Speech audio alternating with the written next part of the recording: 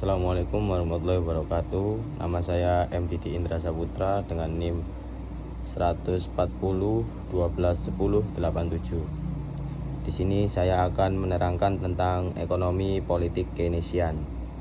Nah, dalam ekonomi politik Keynesian, pemerintah memiliki peran yang aktif dalam mengelola ekonomi.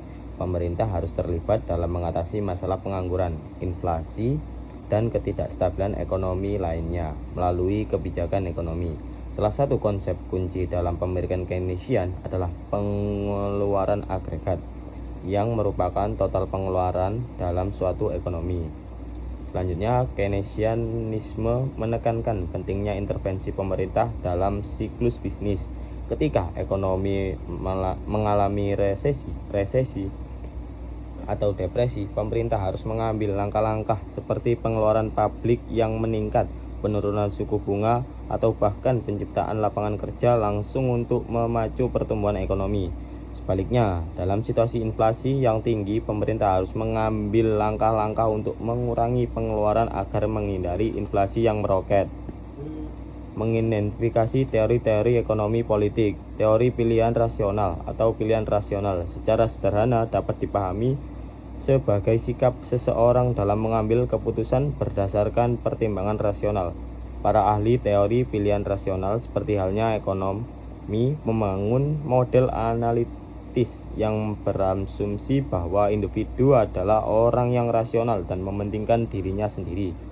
Menurut James S. Coleman, hal ini terlihat pada gagasan dasarnya bahwa tindakan individu mengarah pada suatu tujuan, dan tujuan tersebut adalah tindakan yang ditentukan oleh nilai-nilai atau preferensi atau pilihan. Coleman mengklaim bahwa hal ini memerlukan konsep yang tepat tentang agen rasional yang merakar pada ilmu ekonomi, di mana agen memilih untuk bertindak untuk memaksimalkan kepentingan atau keinginan dan kebutuhan mereka sendiri.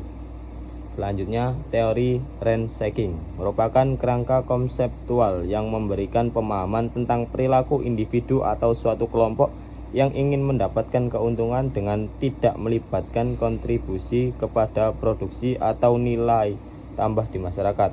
Ransaking juga dapat dikatakan sebagai praktek ekonomi yang dimana kelompok atau individu berusaha memperoleh keuntungan dengan cara memanipulasi pemerintahan tanpa melibatkan keuntungan bagi masyarakat.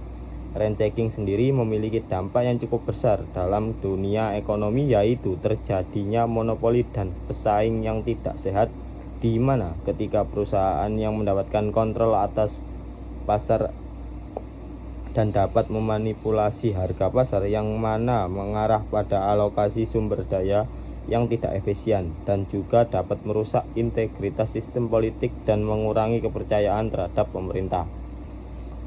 Selanjutnya ada teori redistributif combination. Terdapat dua perspektif mengenai aturan dalam teori redistributif combination. Yang diberlakukan aturan pertama dilakukan pengelompokan terutama menjadi antara proteksi dan kegunaan tertentu untuk sebagian masyarakat atau kelompok tertentu. Kedua, jenis analisis yang memandang proses politik sebagai penebaran yang rasional. Hal ini menunjukkan pola redistributif combination ini berasal dari lingkup ekonomi aset produktif dan modal yang dikeluarkan secara terbatas oleh sebagian kelompok.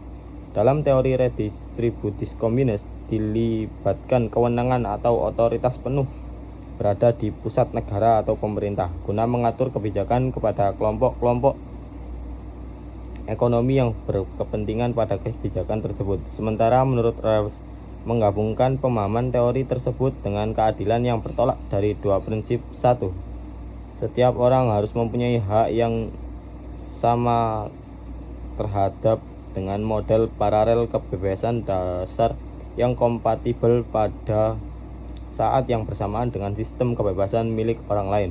Yang kedua, kesenjangan sosial dan kegiatan ekonomi harus diatasi sehingga keduanya dapat diaktualisasikan memberi keuntungan bagi setiap orang yang mengungkapkan kedudukan dan jabatannya terhadap terbuka untuk pihak. Yang selanjutnya, relasi di dalam ekonomi politik.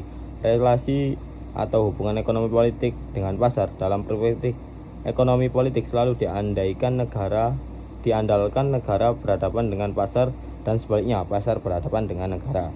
Perspektif ini menawarkan 3 model penjelasan. Pertama, negara dapat berperan dominan apabila pasar gagal dan menimbulkan dampak eksternalitas besar, sehingga negara dibenarkan untuk melakukan intervensi untuk menyeimbangkan pasar. Selanjutnya, model penjelasan kedua adalah negara tidak diperbolehkan untuk melakukan campur tangan untuk memproduksi barang karena pasar memiliki mekanisme yang mengatur dirinya sendiri dengan otomatis sehingga keseimbangan itu selalu terjadi. Relasi atau hubungan ekonomi politik dengan negara. Dalam studi ekonomi politik, hubungan antara negara dan pasar khususnya ketika kebijakan ekonomi tidak diberikan tanpa kepentingan kekuasaan, negara tidak dapat melaksanakan rencana pembangunan sendiri. Sekuat apapun negara itu tetap membutuhkan orang lain untuk mencapai tujuannya. Selain masyarakat yang memegang kedaulatan tertinggi, pihak swasta juga mempunyai kepentingan yang sama. Banyak fakta yang bertentangan dengan pernyataan bahwa negara atau pemerintah di negeri ini berada pada posisi yang lemah dalam hal pengambilan kebijakan hubungan ekonomi politik dengan masyarakat. Sekian presentasi dari saya. Wassalamualaikum warahmatullahi wabarakatuh.